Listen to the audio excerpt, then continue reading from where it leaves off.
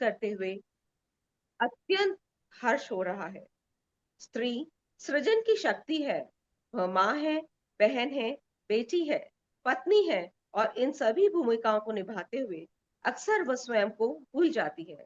अपने स्वास्थ्य, अपने मन, अपने शरीर की देखभाल करना जैसे उसकी प्राथमिकता में होता ही नहीं और इसी स्थिति में योग एक साथी की तरह सामने आता है जो स्त्री को उसके भीतर की ऊर्जा से फिर से जोड़ता है।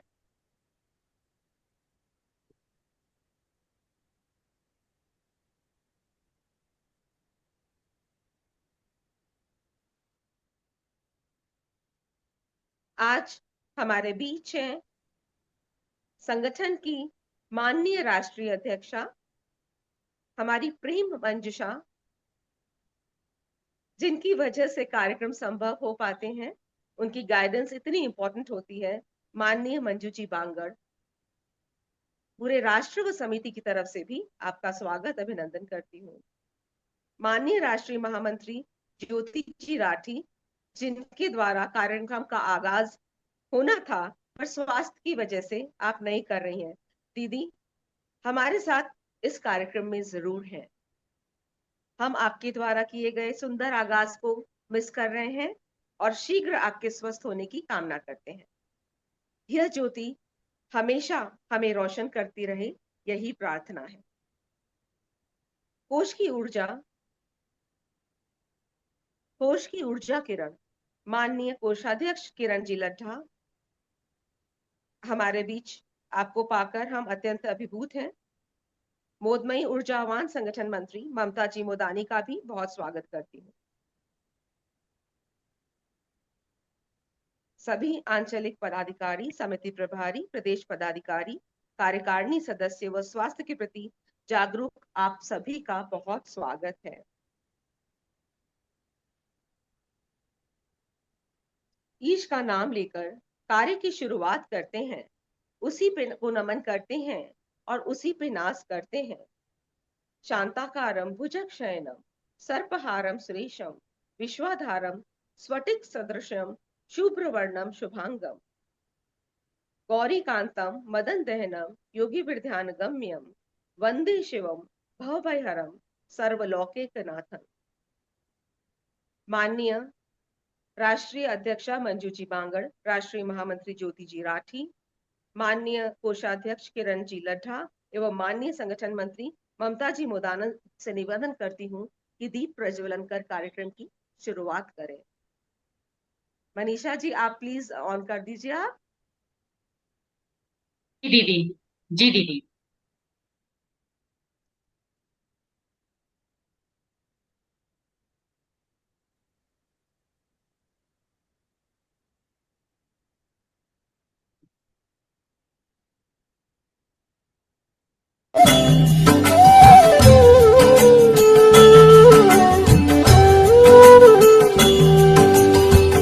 विधि वंदन करो तिहारो ढलदारी त्रिपुरारी, किस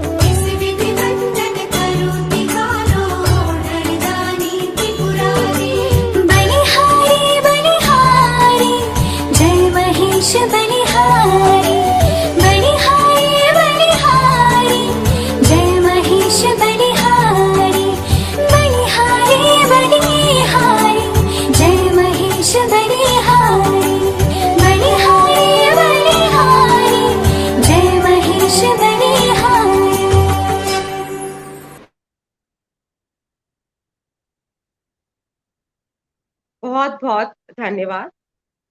फूलों की सुगंध केवल हवा के प्रवाह की दिशा में फैलती है, लेकिन व्यक्ति की अच्छाइयां सभी दिशाओं में फैलती है। ऐसी राष्ट्रीय अध्यक्षा प्रेम मंजुषा, जैसे कि आज मैंने आपको नाम दिया है, माननीय मंजू जी बांगर से निवेदन करूंगी कि सदन में हमारे बड़े बैठे हुए हैं।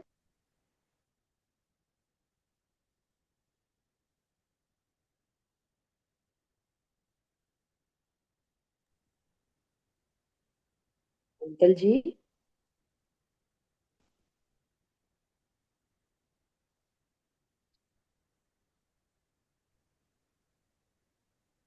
कुंतल जी ट्रैवलिंग कर रही हैं, शायद नेट चला गया है, बाहर हैं कहीं।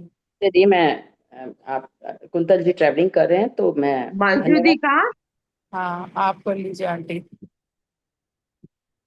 धन्यवाद कुंतल जी। अ, यात्रा में होते हुए भी आपके द्वारा संचालन किया जा रहा है। आपके समाज के प्रति इस कर्तव्य भाव को मैं नमन करते हुए सभी को सादर जय उमा महेश, जय श्री राम। सारा संसार झुकता है जिसकी शरण में, सारा संसार झुकता है जिसकी शरण में, मेरा प्रणाम है उस आदि योगी भगवान शिव के चरण में। जी हाँ, 21 जून एक ऐसा महत्वपूर्ण तारीख, एक ऐसा महत्वपूर्ण दिवस जिसे हम सभी अंतर्राष्ट्रीय योग दिवस के रूप में मनाते हैं। मान्यता है कि इस दिन आदि योगी भगवान शिव ने अपने शिष्यों को योग का ज्ञान देना शुरू किया था। इसीलिए यह दिन योग का उद्गम कहलाता है। अतः सर्वप्रथम हमारे समाज के आराध्य आदि योगी भगवान शिव के चरणों में कोटि कोटि प्रणाम करती हूँ।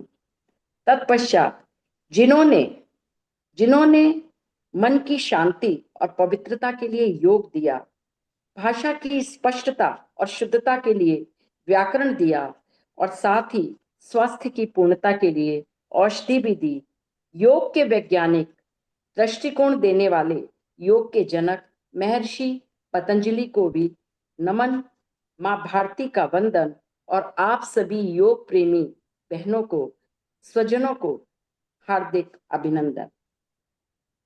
किसी ने सच कहा है, रोग मुक्त जीवन जीने की हो चाहत, रोग मुक्त जीवन जीने की हो चाहत, इसीलिए योग करने की रोज डालो आदत, इसीलिए योग करने की रोज डालो आदत। इसी विचार को सार्थक करते हुए अखिल भारतवर्षीय महेश्वरी महिला संगठन के तत्वाधान में योग संजीवनी का शुभारंभ हमारी संजीवन सिद्धा स्वास्थ्य समिति द्वारा हुआ, जिसमें प्रति माह 21 तारीख को सुबह सुप्रसिद्ध योगाचार्य शशि जी सारड़ा द्वारा वीडियो के माध्यम से विभिन्न रोगों के निदान हेतु योग सिखाया जाता है। आज योग संजीवनी के 2 वर्ष पूर्ण होने के उपलक्ष्य में आयोजित यह लाइव सेमिनार, जिसके जूम प्रांगण में मंचासीन मुख्य वक्ता के रूप में पधारी हमारी अत्यंत प्रिय यानी बंबई की सुप्रसिद्ध योगाचार्य, जो आज वक्ता भी हैं, शशि जी सारड़ा, राष्ट्रीय महामंत्री ज्योति जी, और साथ ही समस्त केंद्रीय पदाधिकारी, हमारी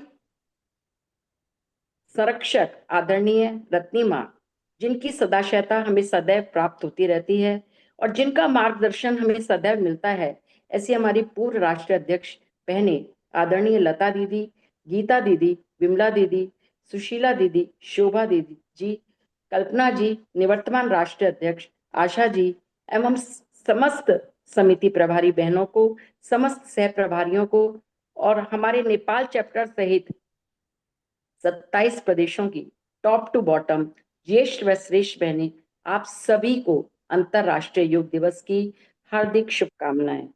कुछ इन भावनाओं के द्वारा कि योग ही हो हर सुबह की पहचान, योग ही हो हर सुबह की पहचान, बने हम सबके जीवन का मान, बने हम सबके जीवन का मान।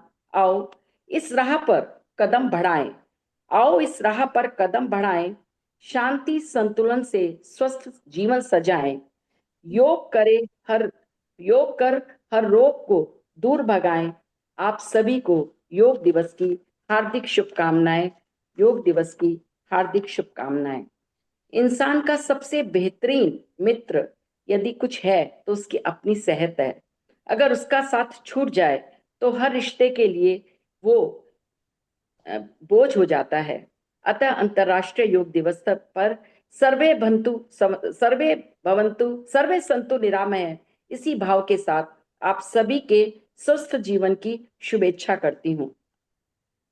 मैं समझती हूँ कामयाबी सिर्फ कदम बढ़ाने से ही नहीं मिलती, अपितु अपने आत्मविश्वास, शुभ संकल्प एवं सामाजिक क्रियाशीलता के दायरे भी बढ़ाने पड़ते हैं। हमारी आज की वक्ता योग प्रशिक्षिका शशि जी एक ऐसा ही सुप्रसिद्ध व्यक्तित्व है जिन्होंने अष्टांग योग की ट्रेनिंग ली है और मुंबई के गवर्नर हाउस, टाटा कंसल्टेंसी के अलावा आपने बहुत से कॉरपोरेट हाउसों में भी ट्रेनिंग दी है। इतनी व्यस्त होने के बावजूद आपने अखिल भारतवर्षीय महेश्वरी महिला संगठन हेतु गत 2 वर्षों से हर महीने विभिन्न बीमारियों के निवारणार्थ वीडियो बनाकर भेजे हैं, जिससे समाज की महिलाएं लाभान्वित हुई हैं। इतनी व्यस्तता होते हुए भी आप महिला संगठन हेतु यह कार्य निःशुल्क कर रही है। इसके लिए महिला संगठन आपके प्रति बहुत बहुत आभार व्यक्त करता है। निश्चय ही आज राष्ट्रीय अध्यक्ष के रूप में आपका आत्मीय अभिवादन करते हुए यही कहूंगी कि आप तो एक पारस हैं शशि जी, आप तो एक पारस हैं जो सोना पल में करते हैं। कुशल शिल्पी हैं, कुशल शिल्पी हैं जो पत्थर से सुगढ़ मूरत में ढलते हैं। मिली सोहबत हमारे भाग्य शशि जी आप पधारे, मिली सोहबत हमारे भाग्य शशि जी आप पधारे, है अभिसिंचित हमारे मन, है अभिसिंचित हमारे मन, नमन वंदन आपको करते हैं, नमन वंदन आपको करते हैं। पूर्णतः विश्वस्त हूं कि आपके अनुभव और प्रेरणादायक विचार इस कार्यक्रम को एक नई दिशा, एक नई ऊर्जा प्रदान करेंगे। आपको नमन वंदन और अभिनंदन। हम सभी जानते हैं कि योग हमारी प्राचीन भारतीय परंपरा का एक अमूल्य उपहार है, जिसका अर्थ है जुड़ना या एकजुटता, यानी जो मन और शरीर की एकता, विचार और क्रिया, संयम और तृप्ति, मानव और प्रकृति के बीच सामंजस्य और स्वास्थ्य और तंदुरुस्ती के लिए एक समग्र दृष्टिकोण का प्रतीक है। ऐसा योग संपूर्ण विश्व के लिए अत्यंत आवश्यक व लाभकारी है। इसी बात को दृष्टिगत करते हुए माननीय मोदी जी के अथक प्रयासों से 21 जून को अंतर्राष्ट्रीय योग दिवस घोषित किया गया, जिसके लिए मैं समझती हूँ कि वास्तव में हम सबके लिए यह अत्यंत प्रेरणादायक है। संस्कृत में एक बहुत प्रसिद्ध श्लोक है जो भर्तृहरि जी ने कहा था, जिसने योग की विशेषताओं पर प्रकाश डाला था। उन्होंने कहा था कि धैर्यम यस्य चिंता क्षमा जननी शांति फिरम गोहिनी सत्यम सुनियम दयाश्च भगनी प्रातः मनो संयमः शस्या भूमि तले दिशो अपि वर्णम ज्ञानामृतम भोजनम एते यस्य कुटुंबिन यद सखे तस्मात् भय योगिन। अर्थात नियमित रूप से योग का अभ्यास करने से व्यक्ति बहुत अच्छे गुणों को प्राप्त कर सकता है, जैसे साहस जो पिता की तरह रक्षा करता है, क्षमा जो माँ के पास होती है, और मानसिक शांति जो स्थायी दोस्त बन जाती है। योग के नियमित अभ्यास से सत्य हमारा बच्चा, दया हमारी बहन, आत्म नियंत्रण भाई, पृथ्वी हमारा बिस्तर बन जाता है और ज्ञान हमारी भूख को शांत करता है। अतः आइए इस तनावग्रस्त, इस भागदौड़ भरी जिंदगी में आज योग संबंधित महत्वपूर्ण जानकारी हासिल करें, योग करें, निरोग रहें। अंत में बधाई देना चाहूंगी मैं संजीवन सिद्धा स्वास्थ्य समिति की राष्ट्रीय प्रभारी कुंतल जी तोषनीवाल को, जो इस सूत्र का संचालन, जो इस सेशन का सूत्र संचालन भी कर रही हैं, समिति प्रदर्शक मंजू जी हरकोट एवं समस्त सह प्रभारी सुजाता जी राठी, प्रतिभा जी नथानी, अर्चना जी तापड़िया, रीना जी राठी तथा डॉक्टर अल्पना लड्ढा का, जिनकी मेहनत, सोच तथा अथक प्रयास व समर्पण ही इस कार्यक्रम की सफलता का सूत्र है। आज का यह कार्यक्रम अपने उद्देश्यों में सार्थक सिद्ध हो, आइए हम सभी योगाभ्यास को अपनी दिनचर्या में शामिल करने का आज संकल्प लें। पुनः आज के कार्यक्रम के लिए आप सभी को बहुत बहुत शुभकामनाएं। धन्यवाद। जय उमा महेश, जय श्री राम। बहुत बहुत धन्यवाद दीदी। ईश्वर मूर्तियों में नहीं, आपकी भावनाओं में है। आपकी आत्मा ही आपका मंदिर है। आज आपने इतनी सुंदर जानकारी योग दिवस के बारे में और योग के बारे में हमें दी है। आप एक ज्ञान मंजुषा बनकर हमारे बीच आपने ये सब जानकारियां दी हैं। बहुत बहुत धन्यवाद। आज हमारे बीच है सुप्रसिद्ध योगाचार्य शशि जी सारडा, जिन्होंने 4500 से अधिक व्यक्तियों को योग द्वारा दर्द से मुक्ति दिलाई है। और जैसा कि मंजू दी ने भी कहा है, फिर भी बता दूं आपको कि गत 5 वर्षों से लगातार अंतर्राष्ट्रीय योग दिवस पर आप गवर्नर्स हाउस में अपना योग सेमिनार लेने जाती हैं। विदेशों में भी आपने बहुत सारे सेमिनार्स लिए हैं। हॉस्पिटल स्टाफ्स, जिनमें लीलावती हॉस्पिटल भी शामिल है, गवर्नमेंट ऑफिसर्स, उनके स्टाफ को भी आप योग के लिए ट्रेन करती हैं। तो आपका परिचय विधिवत देने हेतु निवेदन करूंगी हमारी उत्तरांचल सह प्रभारी सुजाता जी राठी। आप पधारें और सूरज को रोशनी दिखाएं। सुजाता जी राठी। धन्यवाद दीदी। जय उमा महेश। योग दिवस की आपको और सभी को बहुत बहुत हार्दिक शुभकामनाएं। वाकई दीदी, आपने कहा कि मैं सूरज को दिया ही दिखा रही हूँ। ये आज जो हमारे बीच योगाचार्य जी हैं, उनका इंट्रोडक्शन देने का मुझे सुअवसर प्राप्त हुआ है। शशि जी सारडा एक spine health and pain relief specialist हैं। ये योग थेरेपी द्वारा दर्द में राहत दिलाने में मदद करती हैं। ये योगा सेंट्रल की फाउंडर हैं, जो इन्होंने 2009 में खोला था। ये योग प्रिय लोगों में काफी पॉपुलर हैं और योग का इनको 14 साल का बेहतरीन अनुभव है। पतंजलि से योगा का स्पेशलाइजेशन कोर्स भी किया है। इन्होंने योग में comprehensive teacher training course the yoga institute Santa Cruz से किया हुआ है।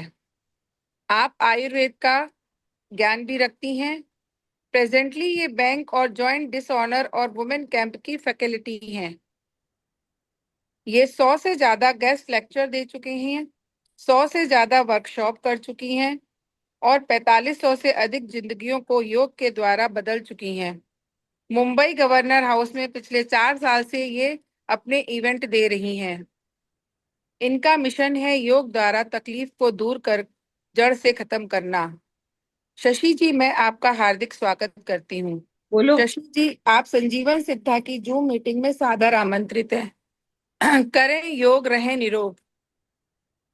आइए हाँ, शशि बोलो जी। बोलो। हाँ शशि जी, आपका हार्दिक स्वागत है। थैंक यू मंजू, धन्यवाद। Thank you Radhika ji, thank you Kuntal ji. सबको बहुत बहुत धन्यवाद। योग दिवस की बहुत बहुत शुभकामनाएं आप सबको भी। मेरी धन्यवाद सुजाता जी। योग एक ऐसी दवा है जो शरीर ही नहीं, आत्मा को भी स्वस्थ रखती है। जब हम खुद से जुड़ते हैं तभी हम दुनिया को कुछ देने योग्य बनते हैं, जैसा कि हम शशि जी की जीवन परिचय से देख रहे हैं। क्योंकि योग शरीर ही नहीं, चेतना की भी साधना है। आइए समझते हैं शशि जी सारडा से। शशि जी, पुनः स्वागत है आपका। कृपया संगठन से मुखातिब होइए। शशि जी सारडा। थैंक यू, धन्यवाद। योग दिवस की बहुत बहुत शुभकामनाएं आप सबको। सबसे पहले तो मुझे ये इनवाइट करने के लिए थैंक यू। बट मैं भी आप ही हूँ, मैं भी महेश्वरी समाज की बेटी बहू हूँ। सो मैं आपकी गेस्ट नहीं हूँ, मैं आप जैसी ही हूँ। सो मैं गेस्ट की तरह मुझे मत ट्रीट कीजिए। एंड आज का हम सेशन शुरू करते हैं। आप सबका बहुत बहुत धन्यवाद। बहुत बहुत प्यार दिया आपने 2 साल वीडियोस देख के। वीडियोस के रिस्पॉन्सेज भी बहुत अच्छे आए, तो उसके लिए भी धन्यवाद, बहुत बहुत धन्यवाद। एंड आई एम ग्लैड कि आपको पसंद आ रहा है जो काम पूरी टीम कर रही है और जो वीडियोस यहाँ से जा रहे हैं उसके लिए। तो आज हम सिंपल बात करेंगे, बहुत ही सिंपल शब्दों में सिंपल तरीके से समझेंगे कि जैसे आज किसी ने अपनी स्पीच में कहा था कि एक लेडी, एक महिला अपने आप को सबसे ज्यादा लास्ट इम्पोर्टेंस देती है।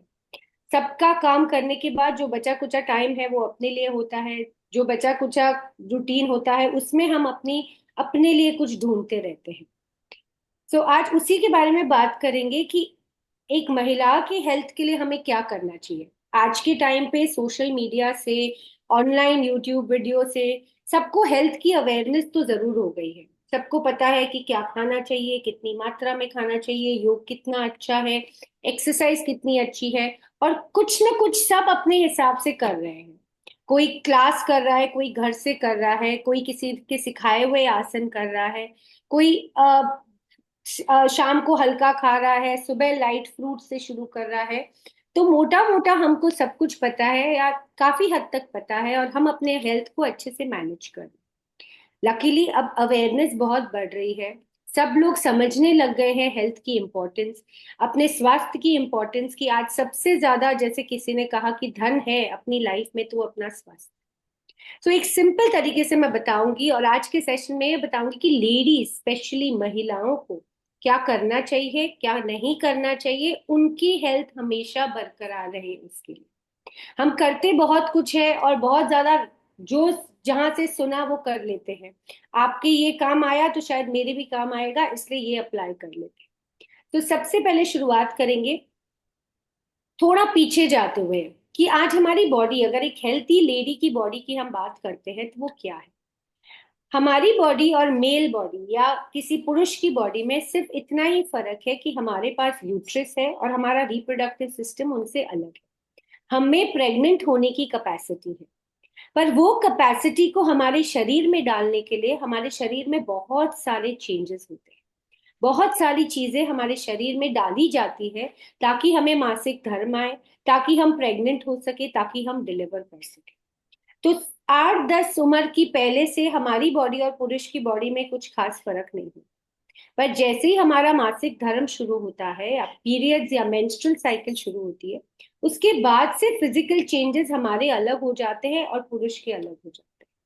और उस दौरान मासिक धर्म से लेके मेनोपॉज के बीच में जो जो हमारे शरीर में चेंजेस होते हैं, वही डिफाइन करता है कि एक लेडी की तबीयत आगे चल के कैसे रहेगी। आपके मासिक धर्म, आपके पीरियड्स, आपके हार्मोनल चेंजेस, आप कैसे कंसीव करते हैं, आपकी प्रेगनेंसी कैसे होती है, डिलीवरी कैसे होती है, और आपकी हेल्थ कैसे रहती है आपके पूरे लाइफ में, उससे फर्क पड़ता है कि आपकी ओल्ड एज कैसे जाएगी। तो बहुत हद तक हम बोलते हैं कि कल के लिए आज इन्वेस्टमेंट करें। तो जब हमें अपनी रिटायरमेंट के बारे में प्लानिंग करनी रहती है तो हम जब से काम करना शुरू करते हैं तब से रिटायरमेंट की प्लानिंग करते हैं कि अच्छा भाई, जब हम रिटायर हो जाएंगे तो हमको किसी पे फाइनेंशियली डिपेंडेंट नहीं होना है या किसी के ऊपर निर्भर नहीं रहना है, आत्मनिर्भर रहना है, तो हम इन्वेस्टमेंट करते हैं। जो भी तरीके से इन्वेस्ट करते हैं ताकि बाद में चल के हम फाइनेंशियली इंडिपेंडेंट।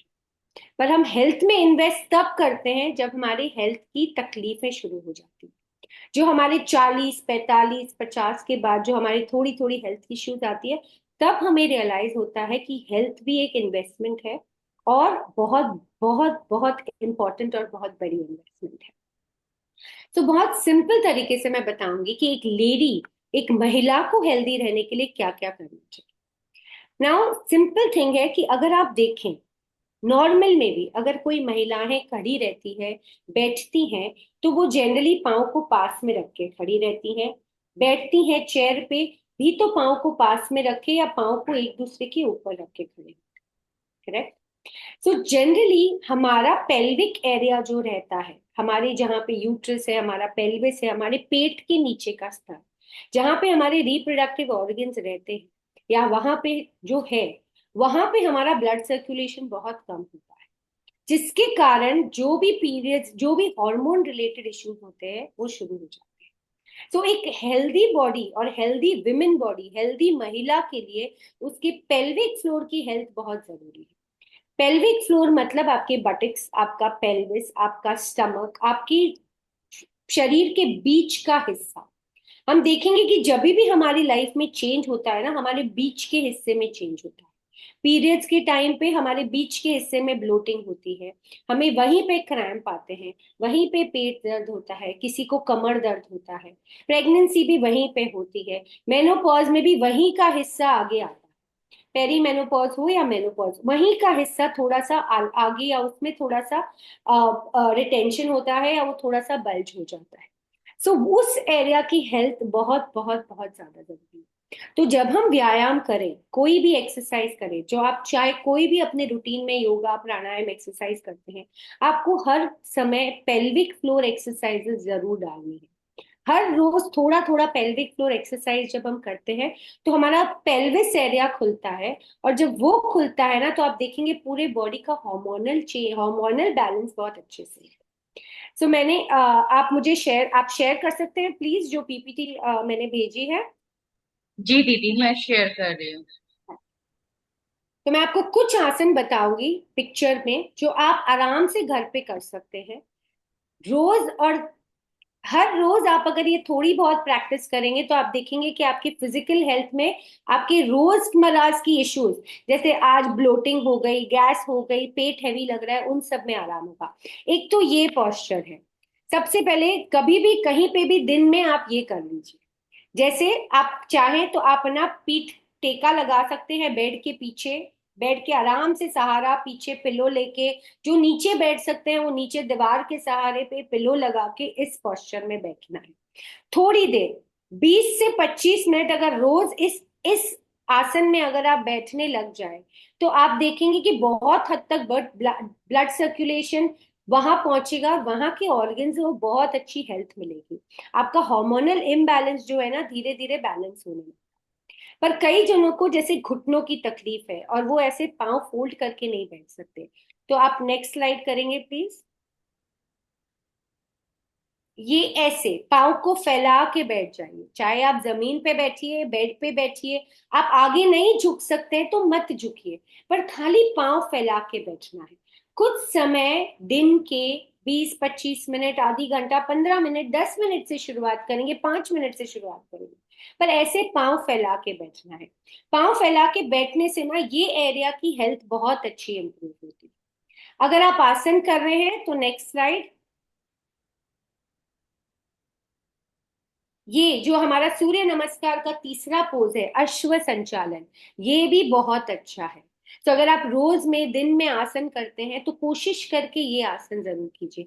जो हमारी यंग बहनें हैं जो आसन प्रैक्टिस करती हैं, जो मैट पे कर सकती हैं, वो ऐसे जरूर करें। और जब आप इस पोजीशन में हो अपने बॉडी को नीचे की तरफ प्रेस करना है। तो again inner thighs, pelvic area, आपके स्टमक ऑर्गन सबको बहुत अच्छी मसाज मिलती है, बहुत अच्छा ब्लड सर्कुलेशन मिलता है। नेक्स्ट स्लाइड, अगली स्लाइड। वो हो गया हमारा पेल्विक फ्लोर। इस तरह बैठने से भी बहुत फायदा होता है। ये कैसे बैठना है, ये भी हम दीवार के सहारे पे बैठ सकते हैं। जो नीचे नहीं बैठ सकते वो बेड के सहारे से बैठ सकते हैं। आप पीछे बेड के सहारे से अपने बैक को सीधा रखिए, पिलो वगैरह कुछ नहीं लगाना है, अपने घुटनों को नीचे की तरफ प्रेस करना है, बैक को जितना हो सके सीधा रखना है।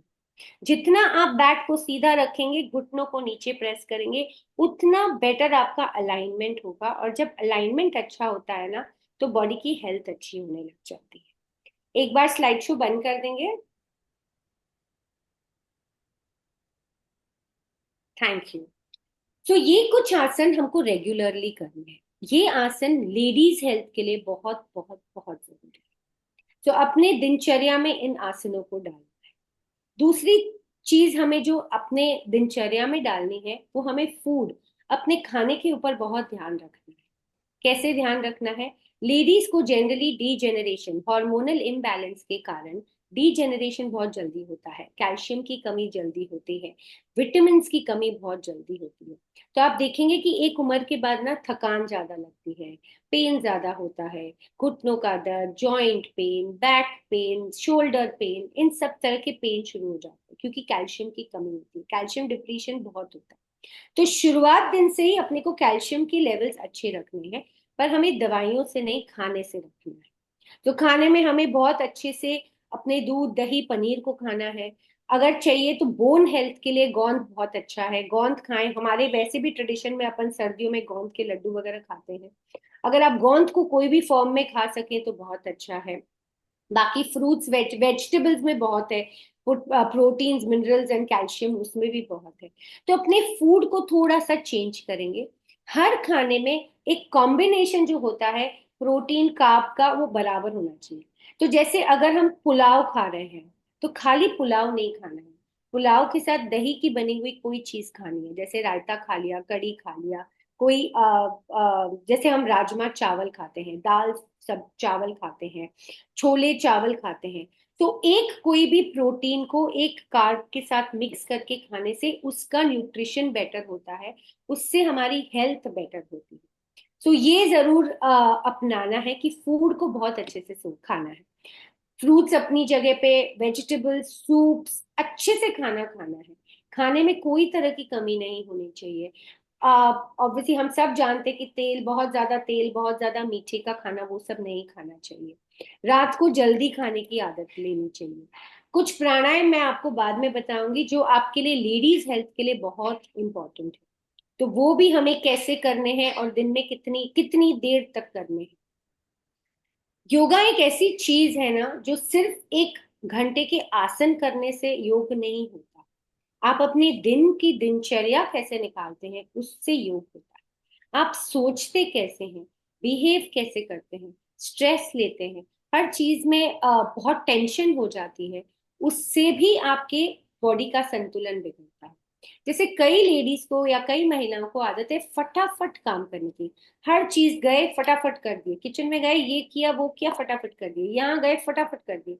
फटाफट की आदत बहुत अच्छी है कि हम हर चीज बहुत अच्छे से कर सकते हैं, 4 चीजें साथ में कर सकते हैं। पर वो फटाफट की जो आदत है, जो घाई घाई में करने की आदत है, उससे हमारी बॉडी बहुत कॉम्प्रोमाइज होती है। उसमें हमारे हर सेल, हर पार्ट ऑफ द बॉडी हमेशा ही एक उत्तेजना स्थिति में रहे।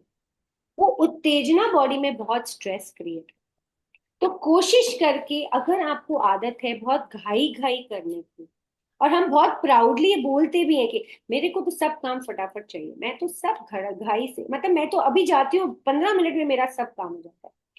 15 मिनट के बदले में 30 मिनट लगाइए, पर धीरे धीरे कीजिए, स्लो कीजिए। आई नो जो घाई करते हैं उनको घाई से स्लो कराना बहुत मुश्किल है, पर कोशिश करके धीरे धीरे स्लो कीजिए। उससे आप देखेंगे कि आपकी बॉडी बहुत हद तक रिलैक्स हो जाती है, माइंड बहुत हद तक रिलैक्स हो जाएगा। तो घाई की आदत थोड़ी छोड़नी। लेडीज को जनरली हमने देखा है कि ऊपर का पार्ट की पेन बहुत होती है, सर्वाइकल, नेक, शोल्डर।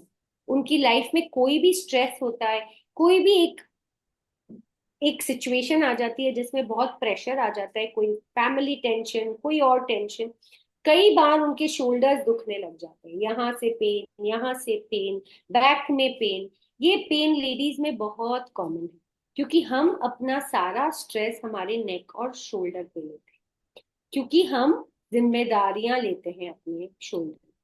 हम घर की जिम्मेदारी लेते हैं, बच्चों की जिम्मेदारी लेते हैं, बाहर सोशल्स की जिम्मेदारी लेते हैं, अपने शौक भी उसी में पूरे करते हैं, अपनी इच्छाएं, सबकी इच्छाएं देखते हुए यहाँ के कंधे थोड़े से झुकने लग जाते, थोड़े से उनमें बहुत वेट आने लग जाता है, उनमें बहुत प्रेशर आने लग जाता है। शुरू दिन में या जब हम यंग होते हैं तब पता नहीं चलता, पर जैसे जैसे हम थोड़े बड़े होते हैं हमें पता चलता है कि ओ, यहाँ सब दुखने लग गया है, यहाँ से थोड़ा लोअर बैक में भी दुखने लग गया है, लोअर बैक का पेन थोड़ा नीचे के एरिया में भी चला गया है। ये सब इसलिए होता है क्योंकि हम बहुत प्रेशर लेते हैं अपने। सो कोशिश करके प्रेशर नहीं लेना है। प्रेशर कैसे नहीं लेना है? 2 तरीके हैं प्रेशर नहीं लेने के। या तो अपने शोल्डर्स या अपनी बॉडी को इतना स्ट्रांग बनाइए कि आप प्रेशर ले सकते हैं, और या फिर प्रेशर को नीचे उतार। 2 ही तरीके हैं जिससे ये शोल्डर्स आपके रिलैक्स हो सकते हैं। तो अगर हम स्ट्रेस लेते हैं और सारी दुनिया का बोझ उठाते हैं तो वो बोझ को उठाना पड़ता है। पर बोझ उठाए बिना तो मैं रह ही नहीं सकती, मैं नहीं करूंगी तो कौन करेगा, मेरे बिना करने वाला कौन है, सब ऐसे ही उठपटांग चलेगा। तो फिर अपने शोल्डर्स की ताकत बढ़ाइए, ताकि ये ताकत आपको वो सारा बोझ उठाने की शक्ति दे। इसलिए नियमित योग और आसन करना बहुत जरूरी है। और आसनों से ज्यादा जरूरी है प्राणायाम पे ध्यान। जितना आप प्राणायाम करेंगे, जितना आप अपनी बॉडी को ब्रीदिंग देंगे, उतना बेटर आपकी बॉडी का फंक्शनिंग हो, आपके ऑर्गन्स का फंक्शन हो। तो जब हम हेल्थ की बात करते हैं तो सिर्फ व्यायाम और सिर्फ फिजिकल बॉडी के, मैं कितनी पतली लग रही हूँ, मेरा कितना वजन कम हुआ है, या मैं कितनी अच्छी लग रही हूँ, उससे ज्यादा इंपॉर्टेंट है कि मेरे ऑर्गन्स, मेरा लिवर, मेरा किडनी, मेरा स्प्लीन, मेरा पैंक्रियाज, मेरा स्टमक, वो अंदर से उनको कितना अच्छा लग रहा है उसके अंदर है। तो उसके लिए हमें योग करना जरूरी। योग सिर्फ हमारे ऊपर के मांसपेशियों के लिए नहीं, योग ही एक ऐसा एक्सरसाइज फॉर्म है जो हमारे अंदर, जिसको हम फिजियोलॉजिकल हेल्थ बोलते हैं, जिसको हम ऑर्गन हेल्थ बोलते हैं, वहां तक पहुंचता है। जो आप सिंपल पवन मुक्त आसन करते हैं, जिसमें हम घुटनों को अपने पास में लेके आते हैं और अच्छे से दबाते हैं, आप सब करते ही होंगे। सिर्फ उतने से आसन से आपकी एसिडिटी ठीक होती है, आपकी गैस ठीक होती है, आपके अगर लूज मोशंस का प्रॉब्लम है वो ठीक होता है, आपके पूरे स्टमक के ऑर्गन्स को मसाज मिलती है। जो हम हल्का सा अपने शरीर को ट्विस्ट करते हैं राइट साइड पे या लेफ्ट साइड पे, उससे हमारे पैनक्रियास को मसाज मिलती है, जिसके कारण हमारा शुगर लेवल जो बॉडी में है ना, वो बैलेंस होता है। तो आप जो भी मूवमेंट कर रहे हैं वो आपके शरीर के अंदर तक जाके इफेक्ट करता है। तो जैसे बहुत जनों ने आज डिस्कस किया और मैं बात सुन रही थी कि मैं, किसी ने कहा, शेयर किया कि मैं बहुत अच्छे, मैं रोज योगा करती हूँ, मैं यहाँ रोज योग क्लासेस जाती हूँ, बहुत अच्छी बात है। और आप देखेंगे कि जो क्लासेस जाते हैं ना, उनको आप पूछोगे कि क्या अच्छा लग रहा है आप, तो बोलेंगे मुझे बहुत अच्छा लगता है, मैं योग करती हूँ ना, मुझे बहुत अच्छा लगता है। क्या अच्छा लगता है वो पता नहीं है, पर मुझे बहुत अच्छा लगता है। वो बहुत अच्छा लगना क्या होता है? वो यही होता है कि जब हमारे अंदर से सारी फंक्शनिंग, हमारे सारे ऑर्गन्स, हमारे सारी ब्लड सर्कुलेशन, हमारे सारे हॉर्मोन्स जब अच्छे से काम करते हैं ना, तो हमें अच्छा लगता है। हमें नहीं पता हमें क्या अच्छा लग रहा है, पर हमें अच्छा लगता है। पर जब हम जो योग की पढ़ाई करते हैं, हम देखते हैं कि एक एक आसन के कितने बेनिफिट्स है, तब पता चलता है कि आपको वो अच्छा क्या लगता है, आपके अंदर क्या चेंज होता है जिसके कारण आपको अच्छा लगता है। सो ब्लड सर्कुलेशन अच्छा होता है, ऑर्गन्स हेल्थ अच्छा होता है। इसके लिए बहुत जरूरी है आसन प्रैक्टिस रोज करना, नियमित रूप से करना, हर हफ्ते में 5 दिन तो डेफिनेटली करना ही। कैसे भी करके एक बार अपने मैट पे जाइए और योगासन कीजिए। 1 दिन में फायदा नहीं होगा, 2 दिन में फायदा नहीं होगा, 2 महीने में थोड़ा लगेगा, 3 महीने में ज्यादा लगेगा, 6 महीने में बहुत ज्यादा लगेगा, 1 साल बाद तो बहुत फर्क लगेगा। और नियमित करने से अपनी 60, 70 और 80 बहुत अच्छी जाएगी। इसलिए योग करना बहुत जरूरी है। दूसरी बात करते हैं हम प्राणायाम की। प्राणायाम जो हमने कोविड में देखा कि सब प्राणायाम करते, क्यों कोविड में बोला गया कि प्राणायाम ही प्राणायाम करो? ऐसा क्या हो रहा था कोविड में जिसके कारण हमें प्राणायाम पे ज्यादा फोकस करना? क्यों? क्योंकि कोविड हमारे लंग्स को हिट कर रहा था, और लंग की कैपेसिटी को बढ़ाने के लिए प्राणायाम से बेटर कुछ भी। अब लंग की कैपेसिटी को बढ़ाने के लिए प्राणायाम करना है, सिर्फ लंग की कैपेसिटी की बात है तो बहुत सारी और चीजें हैं। पर लंग के अलावा हमारे प्राणायाम शरीर में क्या अच्छा? प्राणायाम से हमारे हर एक सेल को ऑक्सीजन मिलता है। आज अगर मैं आपको खाना नहीं दूं तो आप शाम तक, ठीक है, आप निकाल लोगे। आपको मैं बोलूं दूसरे दिन भी खाना नहीं दूंगी, मे भी कल शाम तक आप में थोड़ी सी डलनेस और थोड़ी सी सुस्ती आ जाए। तीसरे दिन भी अगर मैं बोल दूं कि आज भी खाना नहीं, तो थोड़ा सा आप में वीकनेस और आ जाएगा, आप शायद ज्यादा काम नहीं कर पाओगे, बैठ के ज्यादा रहोगे। ऐसे ही अगर मैं आपको 7 दिन तक खाना नहीं दूं, तो शायद 7वें दिन तक आपको बहुत हद तक वीकनेस आ जाएगी और आप बेड पे लेटना पसंद करोगे। और ऐसे ही अगर मैं 15 दिन खाना नहीं दूं और 1 मंथ खाना नहीं दूं, तो आपकी क्या है? बस वही बात हमारे बॉडी के सेल्स के साथ है। जो हम ब्रीदिंग करते हैं, हमारी ब्रेथ जनरली हम सिर्फ हल्की ब्रेथ लेते हैं, जो सिर्फ हमारे upper part of the chest तक ही आती है और जाती है, जिसके कारण हमारे शरीर में पूरा ऑक्सीजन नहीं पहुंचता। और हमारे शरीर के हर एक कोने में ऑक्सीजन पहुंचना बहुत जरूरी है। और ऑक्सीजन पहुंचाने का तरीका सिर्फ और सिर्फ लंग्स में है। खाने का न्यूट्रिशन अलग है, और लंग्स में जो हम सांस लेते हैं उससे जो हम ऑक्सीजन या जो अपने ऑक्सीजन को अब्जॉर्ब करते हैं उसका उसकी बेनिफिट अलग है। तो जब हम प्राणायाम अच्छे से करते हैं हमारी लंग की कैपेसिटी बढ़ती है।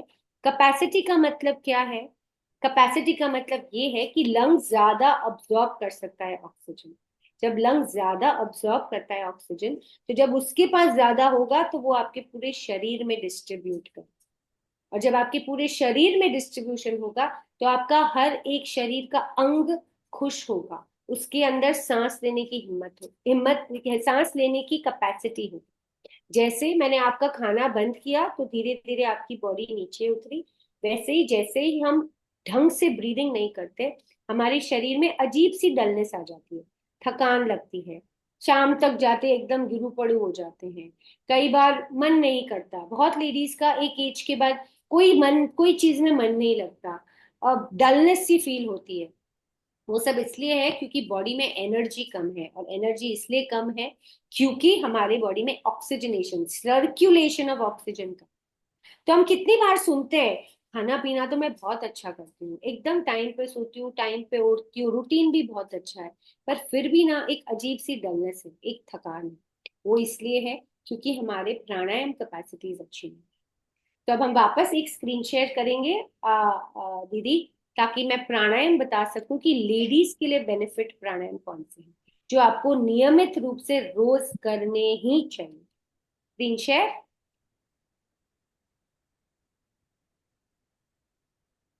Next slide. ये है नेक की एक्सरसाइज, इस पे हम बाद में आएंगे, पहले आगे चलेंगे।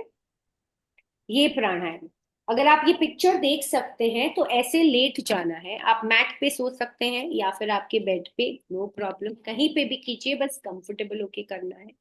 अपने दोनों घुटनों को पास में रखना है जैसे आप इमेज में देख सकते हैं, दोनों पाँव में हल्का अंतर रखना है। अपने राइट हैंड को या कोई भी एक हाथ को अपने नाभि पर रखना है और दूसरे हाथ को रिलैक्स, और धीरे धीरे अपने पेट में जो सांस आ रही है और जा रही है उसको देखना है। धीरे धीरे जब हम इनहेल करेंगे सांस अंदर आए, सांस बाहर, पेट बाहर आएगा, एक्सेल करते हुए पेट नीचे की तरफ जाए। ये प्राणायाम थोड़ी देर रोज करना है, और इसका बेस्ट टाइम है जब आप सोने जाएं रात को, पूरी तरह से लाइट वाइट बंद करके फिर थोड़ी देर ये प्राणायाम करके फिर सो जाइए। इससे नींद अच्छी होगी, माइंड रिलैक्स्ड होगा, और स्टमक लेवल तक ऑक्सीजनेशन होगी। Next slide. Anulom vilom pranayama I am sure आप सब जानते भी हैं और करते भी होंगे।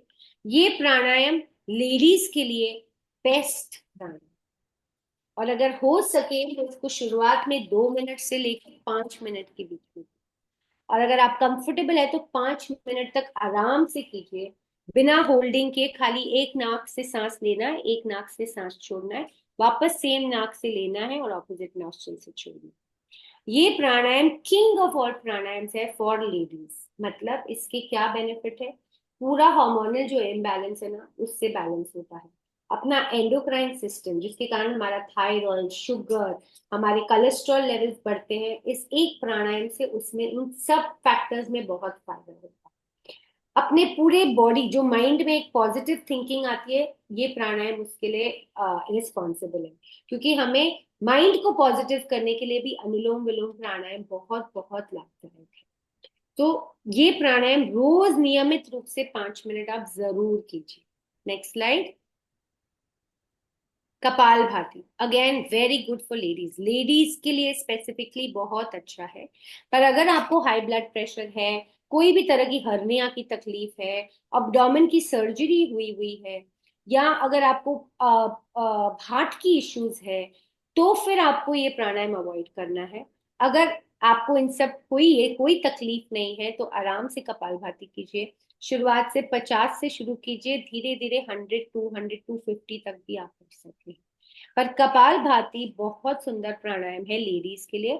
अगेन जैसे मैंने आपको बोला कि हमारे पेल्विक एरिया के ऑर्गन्स, वो एरिया हमारी सबसे ज्यादा इफेक्ट होती है, वही एरिया हमको सबसे ज्यादा हेल्थ देती है, वही एरिया अगर ठीक से उसका सर्कुलेशन नहीं हो तो वही एरिया से हमारे को सबसे ज्यादा प्रॉब्लम्स होती है। तो अगर रेगुलरली हम कपालभाति करते हैं, अनुलोम विलोम करते हैं, तो हम देखेंगे कि एज विमेन, एज लेडीज, हमारी हेल्थ बहुत ठीक रहेगी। Neck, I think it's done, thank you. वापस बैक करेंगे, सॉरी 1 मिनट, वो नेक एक्सरसाइज में बता दी। ये मैंने आपको वीडियो में भी बताई है कि अपने नेक को ऊपर की तरफ खींचना है, एक मुंह को खोलना है और मुंह को बंद करना है। इससे थायराइड लेवल बहुत थायराइड को बहुत अच्छी मसाज मिलती है। थैंक यू, अब बंद कर सकते हैं। तो ये बेसिक हो गया अपने physical body, physiological, that is organ health के लिए। और प्राणायाम जो हमारी अगेन ब्रीदिंग और हमारी कैपेसिटी को बेटर करती है, हमारे बॉडी को और हेल्दी बनाती है। ये सब के बारे में हमने, और फूड के बारे में भी हमने बात करी, खाने के बारे में, क्या खाना क्या नहीं खाना, high protein food, high calcium food, ये सब ज्यादा खाना है, ताकत वाला खाना ज्यादा खाना है। इन सब के बावजूद भी हमको ठीक नहीं, बहुत जन और बहुत केसेस आते हैं खाना A1, यहाँ तक कि न्यूट्रिशनिस्ट और डाइटिशियन का खाना फॉलो कर, एक्सरसाइज सबसे अच्छी, योगा ट्रेनर्स है, फिजिकल ट्रेनर्स है, जिम भी जाते हैं, हम सब कुछ करते हैं एक फिजिकली फिट बॉडी रखने के लिए, वो भी हम एकदम अच्छे से करते हैं। बहुत हमारे में से भी बहुत जन होंगे जो योगा भी करते हैं, प्राणायाम भी करते हैं, रेगुलरली खाना भी बहुत अच्छा खाते हैं, फिर भी बोलते हैं कि तबीयत ठीक नहीं है, फिर भी कुछ ना कुछ चेंजेस देखते हैं। या तो कुछ आर्थराइटिस का पेन आ गया है, ऑस्टियोपोरोसिस हो गया है, बोन डेंसिटी कम हो गई है, बैक में पेन आ रहा है, ब्लड प्रेशर सडनली आ गया, बिना कुछ किए कोलेस्ट्रॉल आ गया, थायराइड लेवल हिल गया, शुगर लेवल्स बढ़ गए, कुछ ना कुछ होता रहता है। और फिर हम बोलते हैं कि अरे हम तो अच्छे ही खाते हैं, हम तो कहीं बाहर का भी इतना नहीं खाते हैं, अच्छा ही घर का बना हुआ खाते हैं, कम तेल, कम मिर्ची, कम घी, सब कुछ खाते हैं। फिर क्यों क्यों होता है? क्योंकि एक हिस्से को हम भूल जाते, शरीर का एक हिस्सा है जिसके ऊपर हम इतना ध्यान नहीं देते, और वो हिस्सा है हमारा मन, हमारा माइंड। जितना भी हो, हम सब कुछ जो करते हैं अपने फिजिकल बॉडी के लिए करते हैं, हमारा व्यायाम, हमारा प्राणायाम, हमारा खान पान, हम सिर्फ इस शरीर को ठीक रखने के लिए करते हैं। पर जहां मन की बात आती है, उसने ऐसे कह दिया तो मुझे बुरा लगा, उसने ऐसे क्यों कहा, इतना तो सोचना चाहिए था, अरे ये नहीं कहा तो प्रॉब्लम, कह दिया तो प्रॉब्लम। हम एक्सपेक्ट करते कि सामने वाला हमारे जैसे, हम जो सोच रहे हैं वो काम करेगा, सामने वाला वो एक्सपेक्टेशन पूरी नहीं कर पाता, इसलिए हम दुखी हो जाते हैं। कोई किसी से दुखी है, कोई किसी से दुखी है। अगर मैं आज किसी को कहूँ कि अपनी लाइफ में से एक आदमी को उठा दीजिए, हमारे सबके पास एक होगा जिनको हम अभी निकाल देंगे।